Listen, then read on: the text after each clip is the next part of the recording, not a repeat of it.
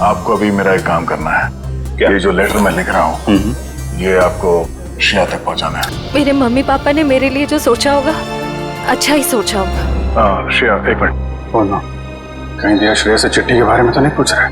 मैंने कुछ गलत लिख दिया था क्या चिट्ठी में? श्रेया आज घर पे है, उसको देखने एक लड़का आ रहा है शादी के लिए।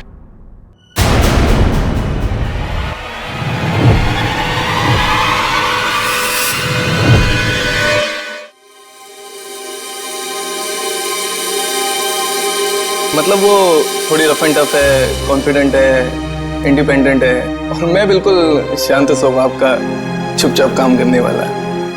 अच्छा वैसे आप कुछ बता रहे थे, आपका भी बहुत अच्छी है वो प्यारी सी और जैसे मैं सोचता हूँ बिल्कुल वैसी ही है वो। लेकिन मेरी वाली तो खतरों से खेलती है। खतरों से खेलती है? वो कॉप है, CID officer.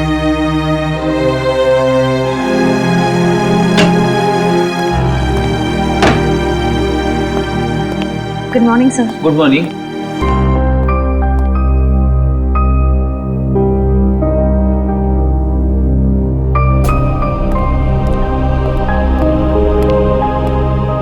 Good morning sir. हाँ हाय, गुड मॉर्निंग।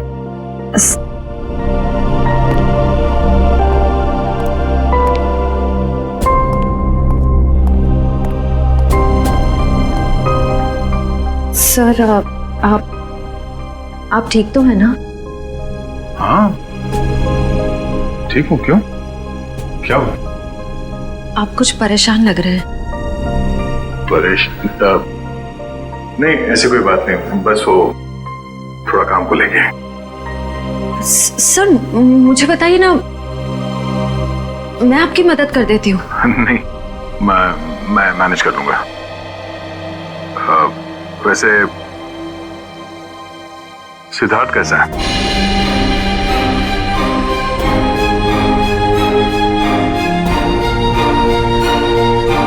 ठीक है सर,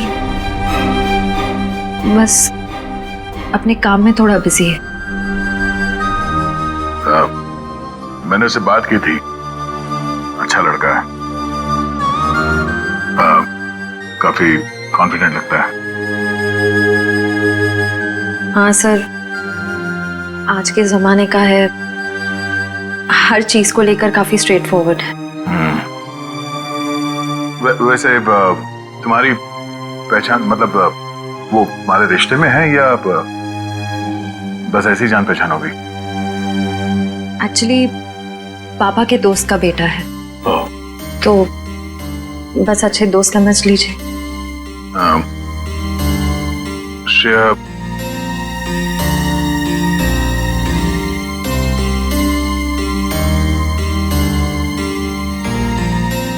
मेरा वो लेटर पढ़ा, तुमने जवाब नहीं दिया। कौन सा लेटर सर? हाँ?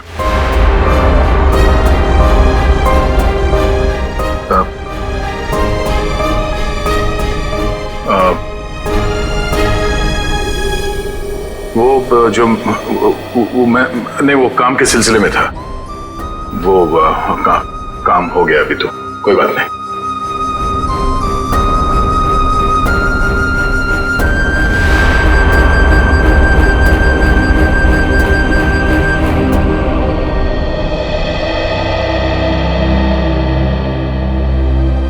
Letter?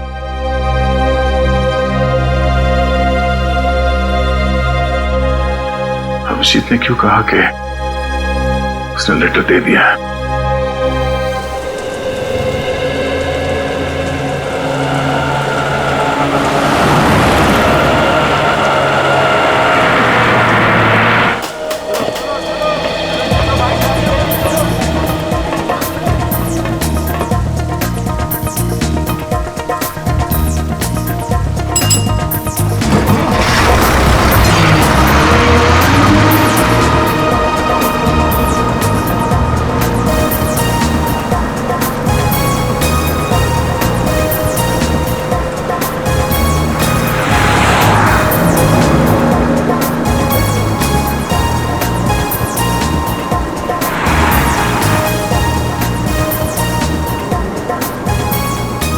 Ticket ticket. Hello, ticket है? टिकट टिकट टिकट मैंने लिया था, कहाँ रख दिया मैंने? पैसे निकाल, टिकट ले। लिया है मैंने, टिकट लिया है, कहाँ रख दिया मैंने? कितनी देर से बैठा हुआ है बस में, टिकट ले। ये देखो। हाँ चल ठीक है।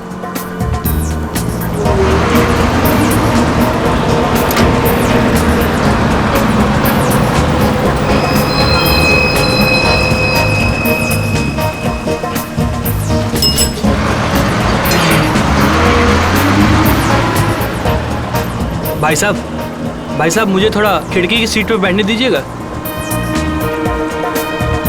भाई साहब प्लीज बैठने दीजिए। भाई साहब मुझे साइड में बैठने से उल्टी आती है, खिड़की की सीट पे बैठने दीजिए ना। तुमको बोल रहा है, तुमको समझ नहीं आ रहा? समझ नहीं आ रहा तुमको? भागो यहाँ से। जाता हूँ ना, इतने भड़कते क्यों हो? आइए भाई साहब, आप यहाँ बैठिए। कुछ ज्यादा ही नाटक इसका, लगता है बस इसके बाप की है। मैं काफी पहले से देख रहा हूँ, हिला हुआ ये। अरे एक सीट तो मांगी थी, ऐसे रिएक्ट करा जैसे इसकी जायदाद मांग ली हो।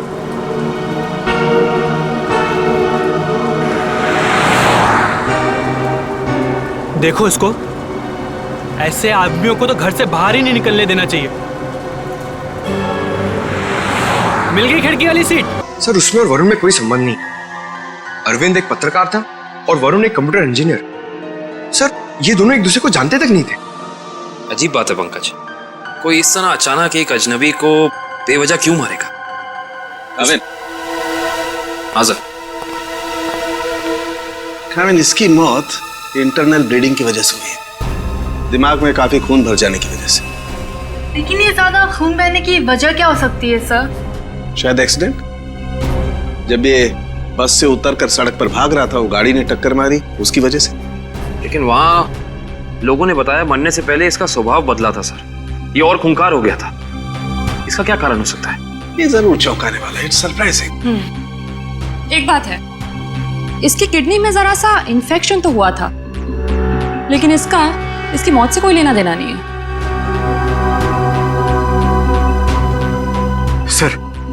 सर अब तो बात पक्की हो गई है सर। सर मंजीत की आत्मा पाषाण रोड पे मंडरा रही है सर। पंकज, कैसी बातें कर रहे हो तुम? आत्मा वात्मा कुछ नहीं होती। सच ये है कि किसी ने मंजीत की आत्मा की आड़ में ये खून किया है। ये खून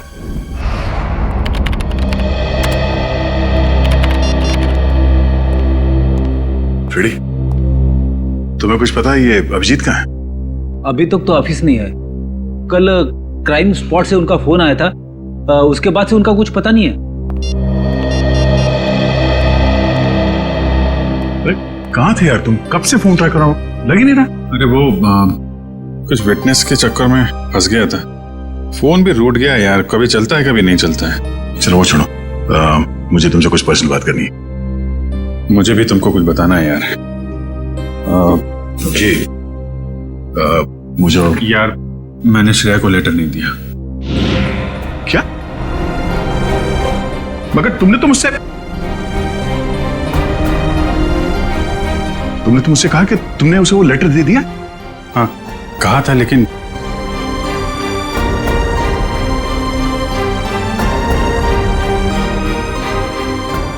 यार वो कुछ मजबूरी थी। ऐसी क्या मजबूरी जो तुम मुझे नहीं बता सके? हाँ? बात कुछ ऐसी है यार कि क्या? कैसी बात? सर ये विनोद की पुरानी केस फाइल मिल गई। फाइल मिल गई? अच्छा है। ये विनोद एनजीओ चलाता था, ये छोटी सी बात पे फोन कर दिया। हाँ सर, और जब लोग उसे पकड़ने के लिए उसके पीछे रास्ते पर भागे तो वो एक गाड़ी के सामने आ गया और उसने अपनी जान गंवा दी। बिल्कुल इसी केस के तरीके से। कमाल है, 1 महीने के अंदर एक जैसे 2 केसेस, ये कोई संयोग नहीं हो सकता। पूर्वी, वो जो मंजीत की अफवाह फैली हुई है पाषाण रोड पे, इसका क्या चक्कर है, कुछ पता किया? हाँ सर, कुछ साल पहले उस रोड पर मंजीत नाम की औरत का एक्सीडेंट हुआ था और वो मारी गई थी सर। तब से ही अफवाह फैली हुई है। कोई गुनहगार उस अफवाह का फायदा उठा रहा है, मुझे भी यही लगता है। कहीं विनोद का और अरविंद का कोई संबंध तो नहीं? पाषाण रोड चलते हैं, उस बस स्टॉप पे जहां से अरविंद ने बस पकड़ी थी।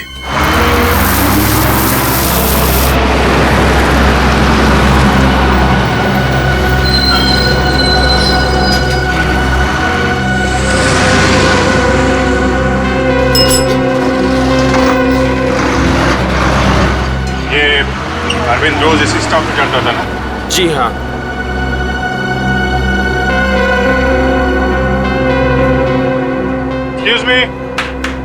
एक्सक्यूज मी, एक मिनट। देखिए, हम लोग सीआईडी से हैं। कल जो बस में हादसा हुआ था उसके बारे में आप लोगों से थोड़ी पूछताछ करनी है।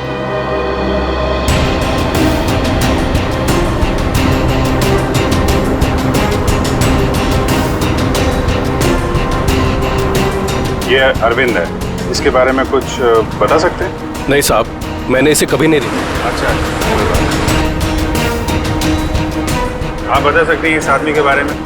हाँ सर, कल ये आदमी इस सीट पे बैठा था और वो अपने मोबाइल से कुछ फोटो क्लिक कर रहा था।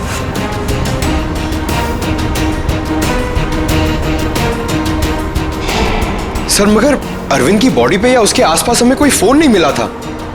अच्छे से चेक किया था। Excuse me. जी, हम सीआईडी से हैं। पाषाण रोड पर कुछ दिन पहले मिस्टर विनोद की मौत हुई थी। उस सिलसिले में आपसे कुछ पूछताछ करनी है। जी पूछिए। क्या आपको लगता है कि अपनी मौत से कुछ दिन पहले विनोद थोड़े चिड़चिड़े या गुस्सैल हो गए थे? देखिए सर, हमें खुद यकीन नहीं होता। विनोद सर जैसा शांत और सरल स्वभाव का इंसान गुस्से होकर किसी का खून कर सकता है और उसके बाद खुद को खत्म कर सकता है। अच्छा, क्या उनकी किसी के साथ दुश्मनी थी? देखिए, इस बारे में तो मैं कुछ कह नहीं सकता, लेकिन समाज सुधार के काम में हर तरह के इंसानों से पाला पड़ता है। कौन कौन से मुद्दों पर वो काम कर रहे थे? पीने के पानी को लेकर लोकल ऑफिसर से लड़ रहे थे वो, और दूसरा औरतों को सही सुरक्षा देने का मुद्दा उठाया था उन्होंने। और कुछ?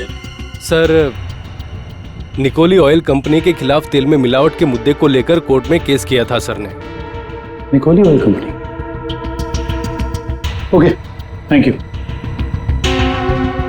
हमें यह पता करना होगा कि ये अरविंद कौन से मुद्दे पर काम कर रहा था।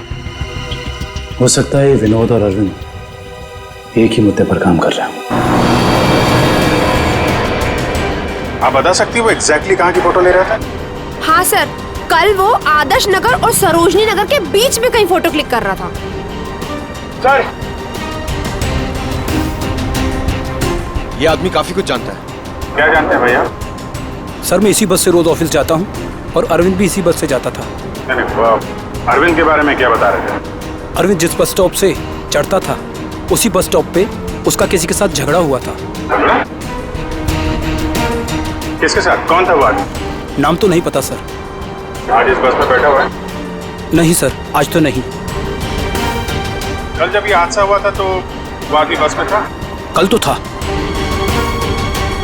तो चेहरा तो याद होगा ना अच्छे तरीके से? हाँ सर। गुड। पंकज, स्केच बनवा दो। काबिन, आदर्श नगर से सरोजनी नगर के बीच वीडियो रिकॉर्डिंग कर दो। पता तो चले ये अरविंद इस चीज की फोटो खींच रहा है।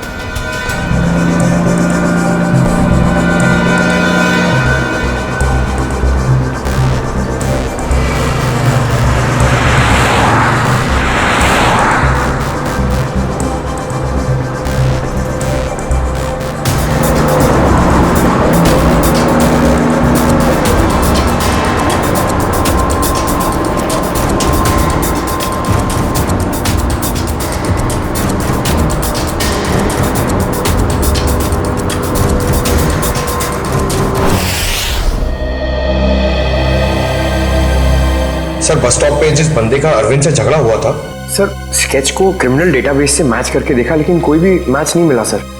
सर, ये देखिए, आदर्श नगर से सरोजनी नगर के बीच की वीडियो रिकॉर्डिंग मिल गई।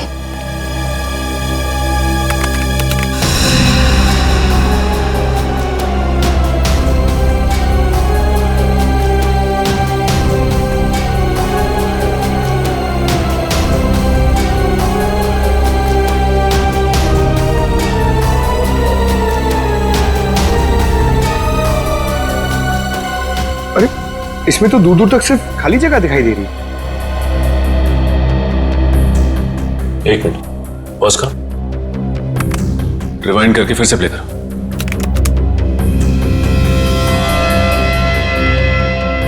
और इस पे जूम करो।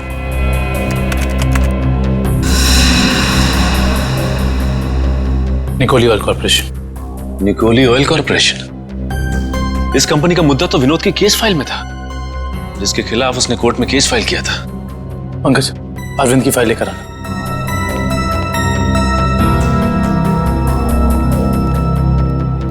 सर, ये देखो, तेल कंपनियों की धांधली, तेल में मिलावट के खेल का पर्दाफाश, गलत तरीके अपनाकर तेल के दाम बढ़ाने में सबसे बड़ा हाथ निकोली ऑयल कॉर्पोरेशन का। ये हो सकता है इस निकोली ऑयल कॉर्पोरेशन के ऑफिस चलना पड़ेगा।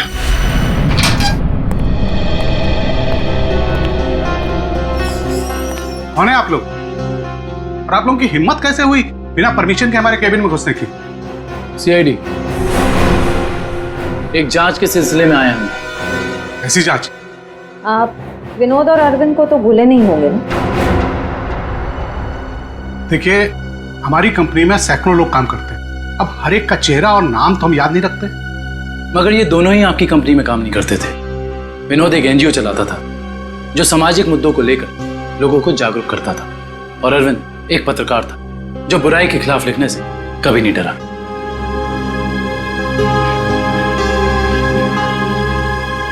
लोगों ने आपके कंपनी के खिलाफ आवाज भी उठाई क्योंकि आपकी कंपनी तेल में मिलावट कर रही थी और गैर कानूनी ढंग से तेल के दाम बढ़ाने की कोशिश कर रही थी। देखिए, ऐसा कुछ भी नहीं है। इस केस में कोर्ट ने हमें बेगुनाह ठहराया है। लेकिन सर, अरविंद और विनोद का खून हो गया है। क्या आप मुझ पे शक कर रहे हैं? जी हाँ, आप शक के दायरे में, और गलती से भी ये शहर छोड़ के जाने की कोशिश मत करना।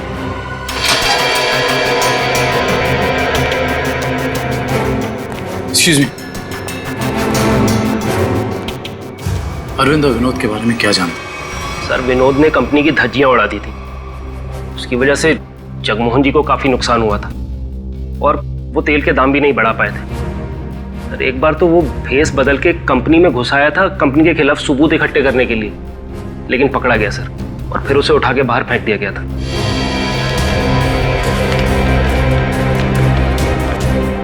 इसे पहचानते हो? सर, ये तो रोहन है सर, हमारी कंपनी में ही काम करता है। इसी ने तो विनोद को उठा के बाहर फेंका था। रोहन? इस रोहन से तो मिलना पड़ेगा।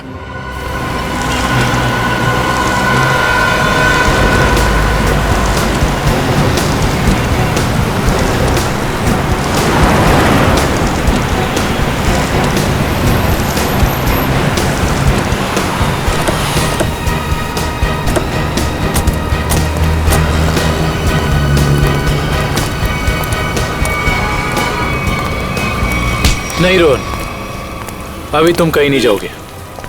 कौन है आप लोग? सीआईडी। हाँ तो अगर मैं तुम्हारी जगह होता ना तो ये सुन के मेरे हाथ पैर कांप जाते। लेकिन मैंने कुछ किया ही नहीं है, तो मैं डरूं क्यों?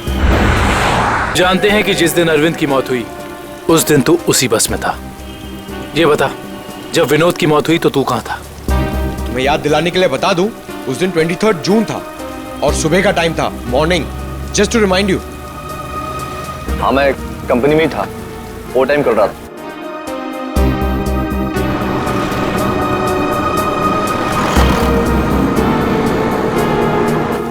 ठीक है, देखते हैं कि तू कितना सच बोल रहा है और कितना झूठ।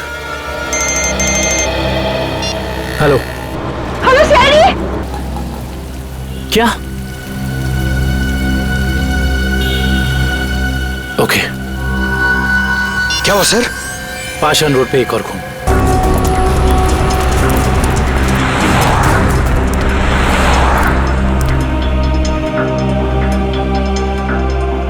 डॉक्टर, क्या हम इनसे कुछ सवाल पूछ सकते हैं? जी। Thank you. मीरा जी, सिर्फ एक दो सवाल। क्या आप गीता को पहले से जानती थी? नहीं सर, आज पहली बार ही मिले थे हम लोग। पता नहीं छोटी सी बात पे ऐसे ही भड़क गई। वाकई चौंकाने वाली बात। आप प्लीज याद करने की कोशिश कीजिए, आपको कुछ भी ऐसा याद आ रहा है, कुछ अनोखा, कुछ डिफरेंट?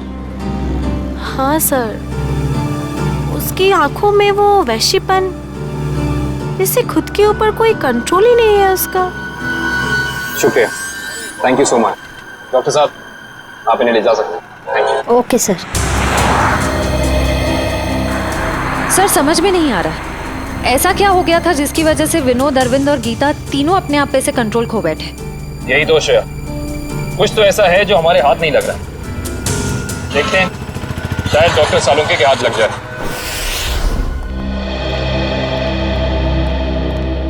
गीता की मौत का कुछ पता चल?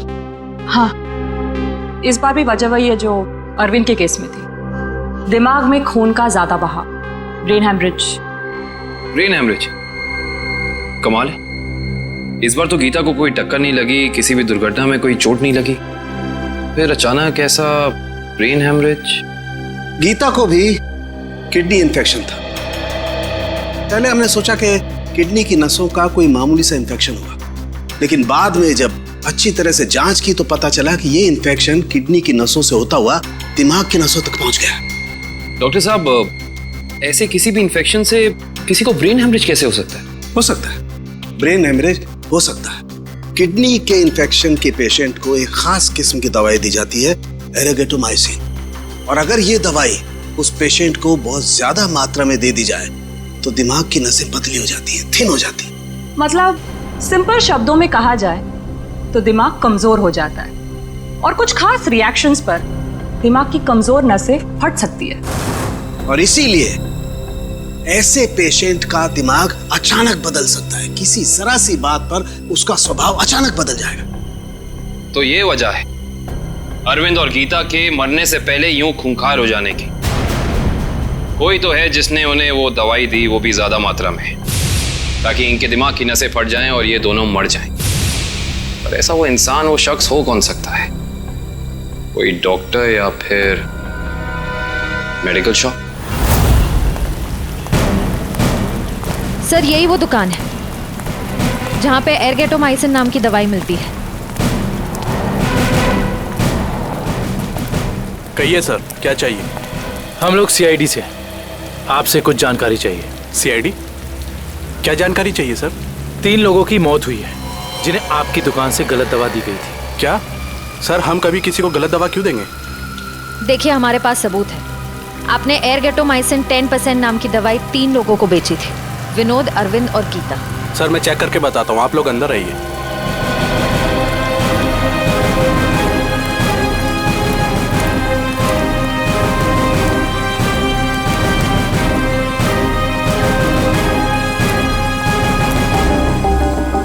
ये देखिए सर, इन तीनों को एरगेटोमाइसिन 2% बेचा गया है, ना कि 10%।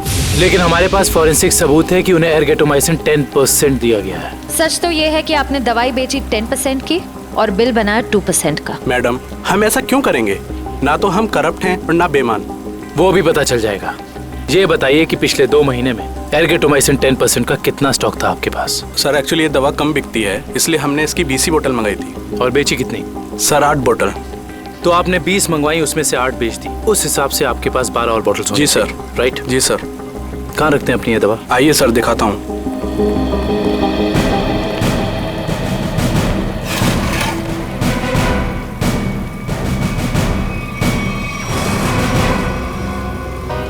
सर ये तो 9 ही बोतल है। जी 9 बॉटल्स हैं। अब सर ये बताइए कि बाकी की 3 बॉटल्स कहाँ गई? सर मुझे नहीं पता, क्योंकि काउंटर सुधांशु संभालता है, वो 2 दिन से नहीं आ रहा है और मेरा फोन भी नहीं उठा रहा है सर, इसलिए मैं यहाँ बैठता हूँ। सुधांशु कौन है?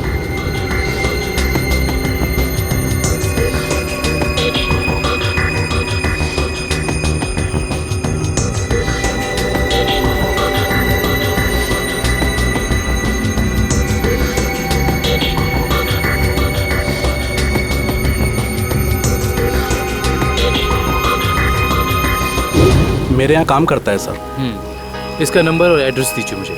जी सर।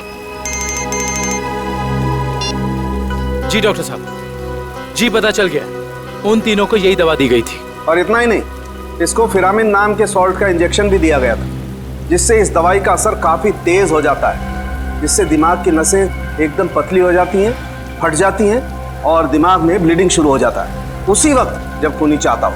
और डॉक्टर साहब, इन सारी चीजों को होने में तकरीबन कितना वक्त लगा होगा? ज्यादा से ज्यादा 5 से 7 मिनट बस। ओके डॉक्टर साहब, थैंक यू। हमें बस ये पता करना होगा कि वो कौन है जिसने विक्टिम्स को फिरामिन का इंजेक्शन दिया और जिसकी वजह से उन्हें ये अटैक आया। सर पता नहीं आप लोग मुझसे क्या चाहते हैं सर। सर मुझे कुछ भी याद नहीं सर। आगे चलो, तुम्हारी याददाश्त सब वापस ले आएंगे।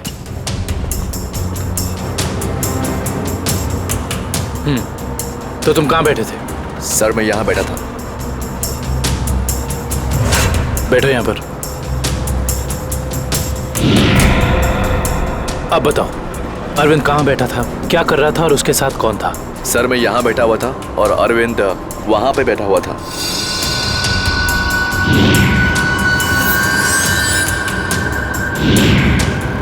वहाँ खिड़की के पास? हाँ जी सर, मैं ज्यादा कुछ भी नहीं जानता सर, मैं कह रहा हूँ आपसे।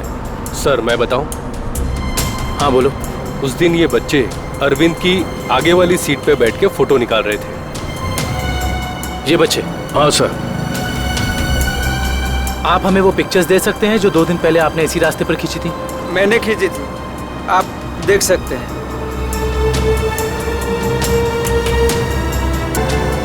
ये वीडियो भी आप ही ने शूट किया? आप हमें ये वीडियो रिकॉर्डिंग दे सकते हैं? जी सर। Thank you. हेलो, क्या? ठीक है, थैंक्स। उस केमिकल फैक्ट्री का पता चल गया है जहां पे ये फिरामिन सॉल्ट बनाया जाता है। नाम क्या है उस कंपनी का? जी सर, सिर्फ हमारी कंपनी बनाती है फिरामिन सॉल्ट, जिसका इस्तेमाल दवाइयों में किया जाता है सर। क्या आप ये बता सकते हैं कि ये फिरामिन सॉल्ट्स आपने किन किन लोगों को बेचा था?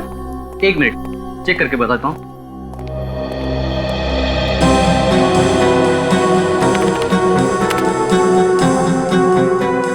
जी पिछले 2 महीने मैंने 30 लोगों को बेचा। ये इनको देखिए, क्या वो 30 कस्टमर्स में से ये भी एक थे? हाँ ये भी है, इसका नाम मनोज है, ये हमारा कस्टमर है। इस मनोज का फोन नंबर और एड्रेस है आपके पास? जी हाँ है, 1 मिनट देता हूँ। जी सर, ये रहा उसका फोन नंबर और एड्रेस। आपकी कभी मनोज से फोन पर बात हुई है? हाँ हुई है। तो फिर आप फोन नंबर ही दीजिए, क्योंकि एड्रेस तो उसने गलत ही दिया होगा और इस फोन नंबर के जरिए हम उसका असली एड्रेस पता कर लेंगे। अच्छे दिन आने वाले हैं दोस्तों। अपना बॉस बड़ा दिल वाला है, कुछ ही दिनों में हम सब करोड़पति हो जाएंगे। एक बात अच्छी तरह से सुन ले मनोज, अगर मेरे हिस्से में से कोई घपला हुआ ना तो मैं किसी को नहीं छोड़ूंगा। अरे कुछ नहीं होगा, अपना बॉस जबान का बड़ा पक्का है। बस खेल। सर नंबर यहीं पे ट्रेस करण जज।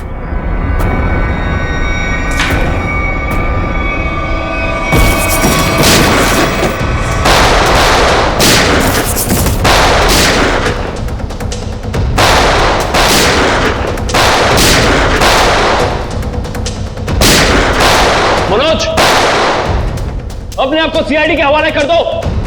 मनोज को गोली दे रहा है तू? हम जानते हैं कि तुमने उन लोगों को सॉल्ट के इंजेक्शन दिए थे खून करने के लिए। हाँ दिया था, तो क्या कर लेगा तू? हाँ?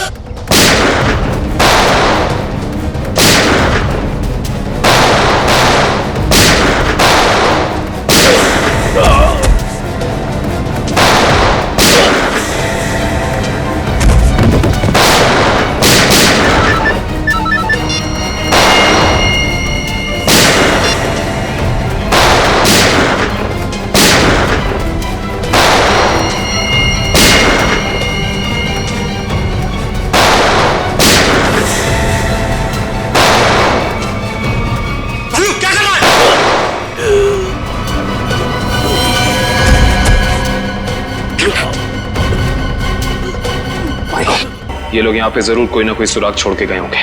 ढूंढते हैं। पंकज, मनोज की बॉडी चेक कर।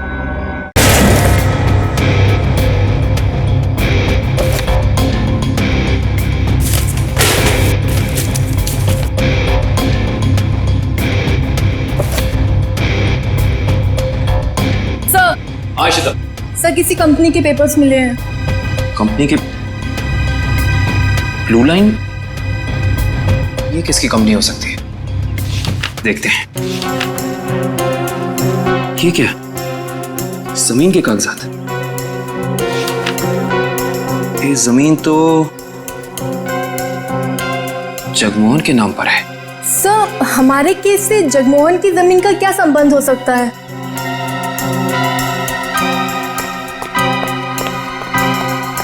सर वो तो भाग गया।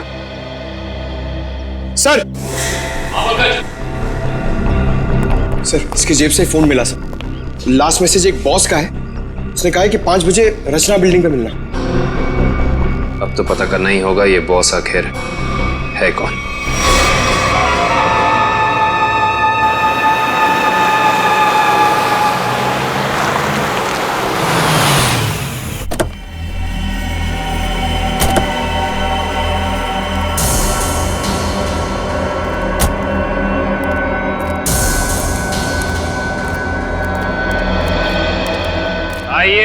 आइए जगमोहन साहब, अपना ये नाटक अब बंद कीजिए, क्योंकि हम आपके सारे राज जान चुके हैं। सीआईडी, लगता है आपको हमारे बारे में कुछ गलतफहमी हो रही। गलतफहमी नहीं, सही फहमी। हम आपके पाषाण नूट वाली जमीन और blue line real estate company के बारे में सब कुछ जान चुके हैं, सब कुछ। सर हमारी तो कोई ऐसी कंपनी नहीं है। आपकी कंपनी नहीं है मतलब? तो फिर आप यहां क्या कर रहे हैं?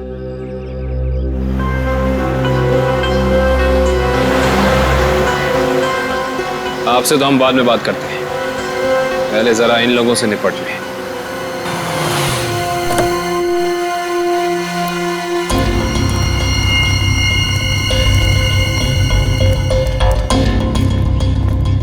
कमाल है, इतना पिटने के बाद भी आ गए।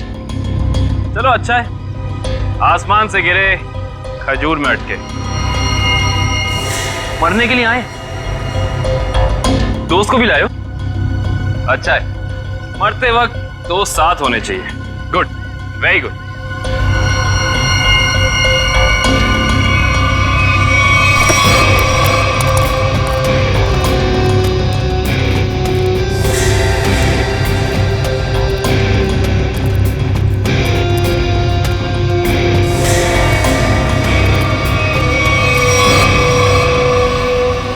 राकेश, तुम?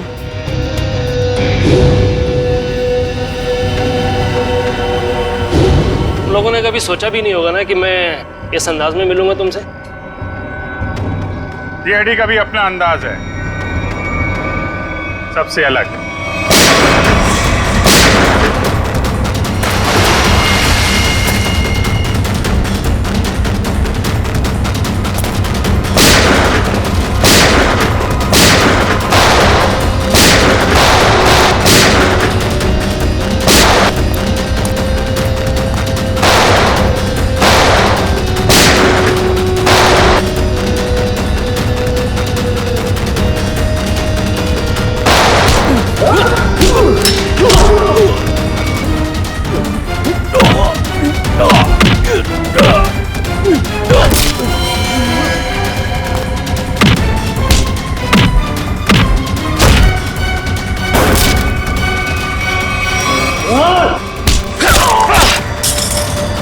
लोगों को ज्यादा पावर के इंजेक्शन दिए थे ना तूने।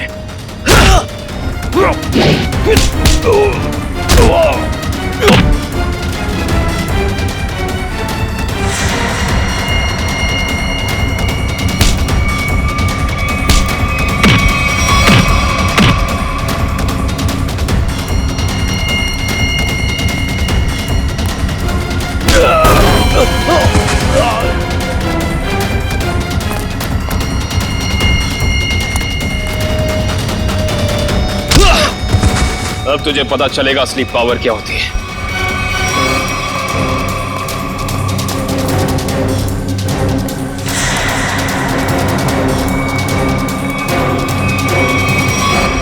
जमीन के कागजात मेरे हवाले कर।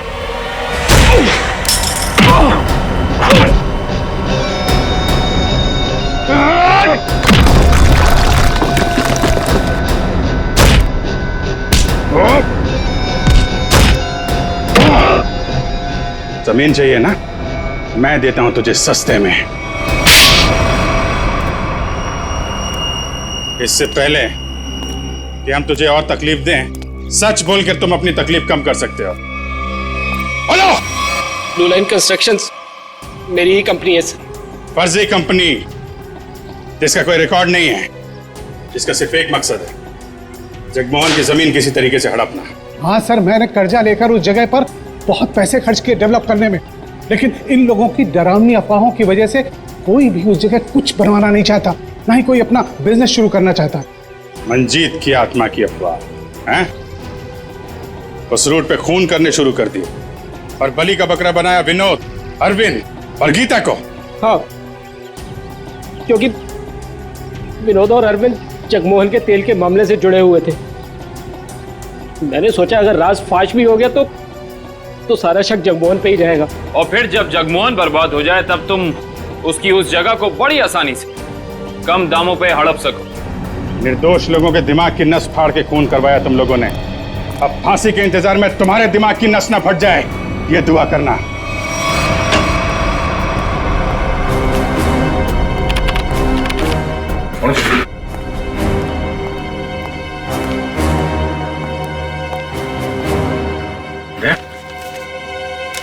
मुझे तुमसे बात करनी है अकेले में।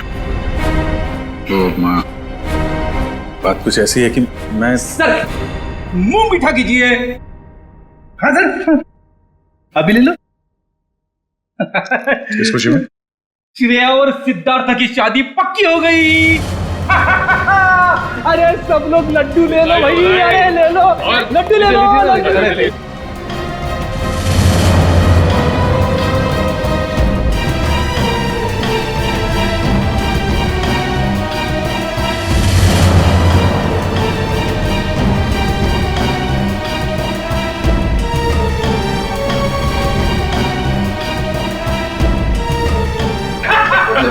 बहुत बढ़िया, मजा आ गया। Congress, thank you, congratulations.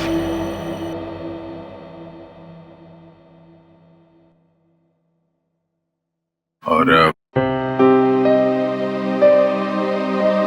तुम्हें भी श्रेया। अच्छा सर, वो मैं बताया था ना आपको अपने सपनों की दुल्हन के बारे में, कॉप है करके। अब ये हमें प्रोटेक्ट करेंगे।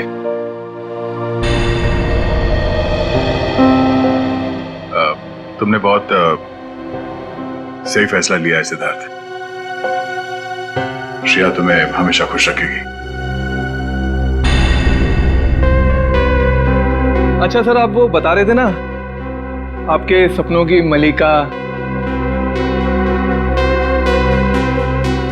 तुमने अपने प्यार का इजहार कहा कि नहीं करा उससे? सच में यार, कभी वक्त ही नहीं मिला बताने का। तो तुरंत जाओ, अभी के अभी को, क्योंकि इस काम में देर नहीं करते, वरना दिल की बात दिल में रह जाती है। नहीं सिद्धार्थ, शायद काफी देर हो चुकी है। अरे दोस्त, तो आपको अभी तुरंत जाना चाहिए, वरना बाद में बहुत पछतावा होता है। एक मिनट, हेलो। अरे थैंक्स। हाँ, नेक्स्ट मंथ आना जरूर। हाँ। अरे देखो, मैं आप लोगों को समझाता हूँ। समझने और समझाने का वक्त खत्म हो गया अभिजीत।